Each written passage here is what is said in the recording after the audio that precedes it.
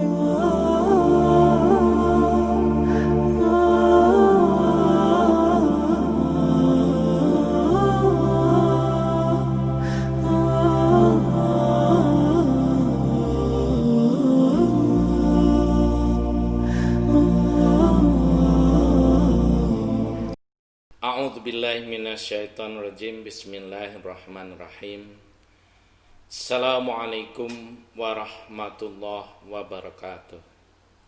Alhamdulillahi rabbil alamin. Wabihi nasta'in ala umurid dunya waddin. Asyhadu an la ilaha illallah wa asyhadu anna muhammadar rasulullah. Allahumma salli ala sayyidina Muhammad wa ala ali sayyidina Muhammad. Rabbi syrahli sadri wa yassirli amri wahlul 'uqdatam min lisani yafqahu qawli, amma ba'd. Hadirin hadirat rahimakumullah, kita sangat bersyukur kepada Allah Subhanahu wa taala yang masih memberi waktu kepada kita untuk berjumpa kembali dalam sebuah tema pendidikan untuk wanita. Sebelumnya kita bersenandung terlebih dahulu dengan lagu Jilbab. Wahai wanita-wanita Islam, ingatlah selalu ajaran Tuhan dalam gerak langkah dan busana, berpedoman kitab suci Al-Quran. Janganlah mudah tergila zaman, jangan bangga diperbudak setan. Wanita bagai tiang negara, benteng iman tiada tergoyahkan. Berjilbablah berjilbab, lebih cantik, lebih manis, lebih sopan, berbusana menurut Islam. Berjilbablah berjilbab, lebih cantik, lebih manis, lebih sopan, berbusana menurut Islam. Hadirin hadirat rahimakumullah, wanita adalah sosok yang berbeda dengan laki-laki secara fisik maupun secara mental. Fisiknya, wanita kulitnya lebih lembut, kemudian tulang belulangnya lebih kecil, bahkan otak pun berbeda dengan laki-laki. Saraf-saraf dalam otak wanita jauh lebih panjang daripada laki-laki. Maka perasaannya lebih halus daripada laki-laki. Ingatannya lebih jelimet sampai sekecil-kecilnya. Kalau laki-laki kebanyakan berpikir secara global.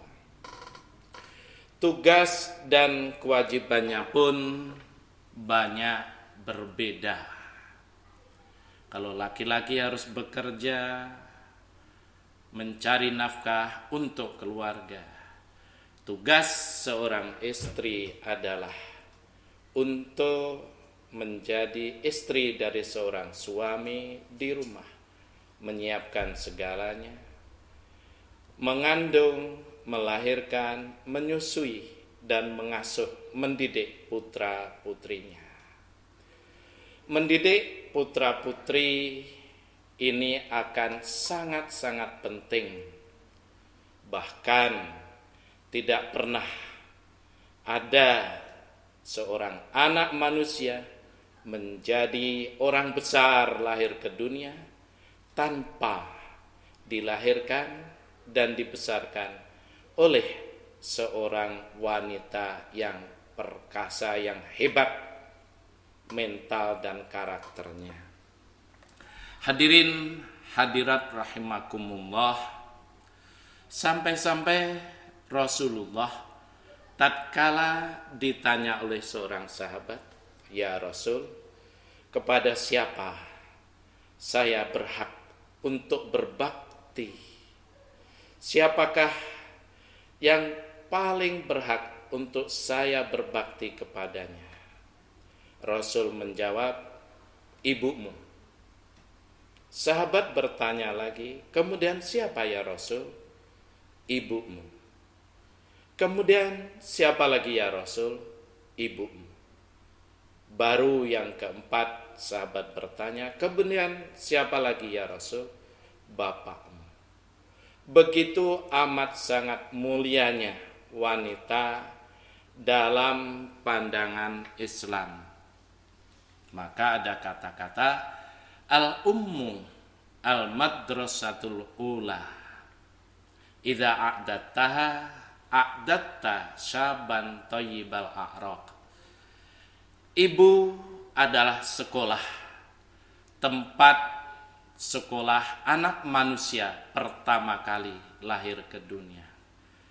Kalau calon ibu telah kau siapkan dengan baik, maka sebenarnya engkau telah mempersiapkan sebuah generasi bangsa yang perkasa di kemudian hari. Kita boleh bertanya, sudahkah kita mempersiapkan itu? Adakah wanita kita didik dengan khusus bagaimana hamil, bagaimana melahirkan, bagaimana menyusui, bagaimana mendidik dan mengasuh anak agar menjadi orang besar? Pertanyaannya banyak yang belum. Bahkan laki-laki belajar fisika, perempuan belajar fisika. Laki-laki belajar geografi, perempuan belajar geografi, dan seterusnya. Bagaimana dia harus hamil? Apa yang dibutuhkan? Bagaimana dia melahirkan? Sikap apa? Bagaimana menyusui sampai 2 tahun? Karena itu adalah hak sang bayi. Kalau hak tidak diberikan, Allah berikan hadiah. Seringkali orang yang tidak menyusui bayinya 2 tahun mendapatkan ancaman penyakit kanker payudara. Tentu tidak semua. Bagaimana dia mengasuh? Wanita jiwanya yang lembut, perangainya yang halus, agar mampu mendidik anak yang baru dilahirkan untuk mempunyai perasaan yang halus, perangai yang sempurna, untuk menjadi manusia unggulan di kelak kemudian hari. Al-Quranul Karim telah memberikan arahan tentang bagaimana peran wanita dalam Islam. Kita kenal pertama Nabiullah Adam alaihissalam, istrinya Siti Hawa. Konon dalam sebuah cerita, wallahu alam bisawab, yang makan buah khuldi terlebih dahulu adalah Siti Hawa. Maka anaknya pun tidak sempurna. Qabil dan Habil saling berantem. Yang kedua, Nabiullah Nuh alaihissalam, istri dari Nabi Nuh adalah seorang yang kafir. Anaknya Kan'an pun ikut kafir. Padahal bapaknya Nabi Rasul Ulul Azmi. Nabiullah Lut alaihissalam, istrinya kafir, anaknya pun kafir. Nabiullah Ibrahim alaihissalam, bapaknya Azar, penyembah patung, pembuat patung. Tapi anaknya, nenek moyang agama tauhid, yaitu Nabiullah Ibrahim alaihissalam, Nabi Ulul Azmi, Nabi atau manusia yang mendapatkan karunia terbesar dari Allah, karena pengorbanannya yang sempurna kepada Allah, anak keturunannya dijadikan orang-orang yang soleh. Istrinya Siti Sarah dalam usia Nabi Ibrahim 80 tahun belum mempunyai putra. Maka Siti Sarah menganjurkan kepada Ibrahim, "Hai Ibrahim, sungguh umat manusia sangat merugi kalau orang sebaik engkau tidak punya keturunan." Maka Nabi Ibrahim disuruh menikah lagi dengan Siti Hajar. Hanya wanita yang berjiwa besar luar biasa demi kepentingan kemanusiaan menyuruh suami untuk menikah lagi. Menikahlah Nabi Ibrahim dengan Siti Hajar.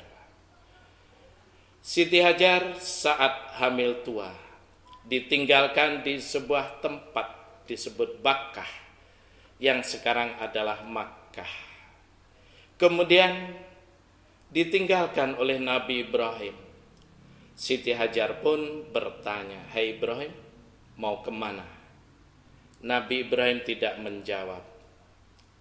Bertanya lagi, "Hai Ibrahim, kau mau kemana?" Tidak dijawab. Tidak tega Nabi Ibrahim meninggalkan seorang istri dalam keadaan hamil tua di sebuah lembah yang tandus, tanpa air, tanpa tumbuhan. Pertanyaan yang ketiga, "Hai Ibrahim, adakah ini perintah Allah?" Dijawab oleh Ibrahim alaihissalam, "Ya." Apa kata Siti Hajar? "Kalau begitu saya tidak akan disia-siakan." Seorang wanita yang hebat. Nabi Ibrahim alaihissalam berangkat menuju Palestina. Dan di balik sebuah bukit beliau berdoa, "Ya Allah, aku tinggalkan sebagian keluargaku di sebuah padang yang tandus. Ya Allah, jadikan mereka orang-orang yang ahli mendirikan sholat. Berikan rizki dari buah-buahan dengan harapan mereka bersyukur." Siti Sarah hebat melahirkan Nabiullah Ishak alaihissalam. Siti Hajar hebat melahirkan Nabiullah Ismail alaihissalam. Berikutnya, ibu dari Nabi Musa. Tidak diceritakan siapa bapaknya, tapi yang diceritakan dalam Al-Quran adalah ibunya. Bagaimana seorang ibu yang ketakutan anak laki-lakinya akan dibunuh oleh Fir'aun, diberikan wahyu oleh Allah agar anak tersebut dihanyutkan di sungai Nil. Dengan percaya kepada Allah, Nabi Musa pun dihanyutkan di sungai Nil. Seorang ibu yang hebat melahirkan Nabi Musa alaihissalam. Dan begitu juga Allah ingin menekankan kembali tentang peran wanita Siti Maryam alaihissalam, seorang wanita dari keluarga Imran alaihissalam. Di situ ada Nabi Zakaria, seorang wanita tanpa suami, dengan kedekatannya kepada Allah dari atas sajadah, dari mihrab berdoa kepada Allah, mendapatkan rizki dan melahirkan seorang anak manusia, Nabiullah Isa alaihissalam, menjadi orang yang hebat. Begitu juga yang terakhir adalah Nabi Muhammad sallallahu alaihi wasallam, dilahirkan dari seorang ibu yang pada saat Nabi Muhammad usia 6 tahun berjalan dengan menaiki unta dari Makkah menuju Madinah. Kemudian kembali ke Makkah, wafat di sebuah desa bernama Abwa. membawa anak usia 6 tahun dari Makkah ke Madinah dengan fasilitas seperti itu sungguh luar biasa. Kalau bukan ibu dengan karakter yang kuat, yang hebat, tidak akan dilakukan. Lahirlah seorang Nabi Muhammad sallallahu alaihi wasallam. Hadirin hadirat rahimakumullah, kalaulah pendidikan untuk laki-laki penting, maka pendidikan untuk wanita jauh lebih penting, karena mereka adalah yang akan melahirkan manusia-manusia hebat di kelak kemudian hari, generasi yang perkasa di kelak kemudian hari. Tidak pernah lahir ke dunia seorang anak manusia menjadi orang besar kecuali dilahirkan dari seorang ibu yang berkarakter kuat, lahir dan batinnya sempurna, begitu ikhlas dan tulus dalam mendidik dan mengasuh putra-putrinya. Tentu pendidikan kita yang ada sekarang masih jauh dari harapan. Banyak yang laki-laki dididik bersama wanita, padahal